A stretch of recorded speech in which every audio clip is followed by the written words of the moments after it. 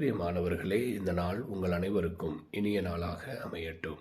அன்றாட நற்செய்தியின் இன்றைய நாளிலே ஆண்டவர் இயேசு தன்னுடைய சொந்த ஊரான நசரேத் சென்று அங்கே தொழுகை கூடத்திலே அவர் கற்பிக்கின்றார்.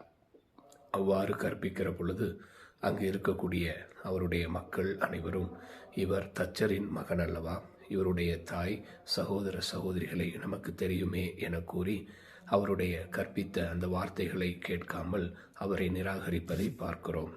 ஆண்டவர் இயேசு அவர்களுடைய கடின உள்ளத்தையும் நம்பிக்கையின்மையையும் பார்த்துவிட்டு அங்கிருந்து அவர் வெளியேறுகிறார். எந்த வல்ல செயலையும் செய்யவில்லை.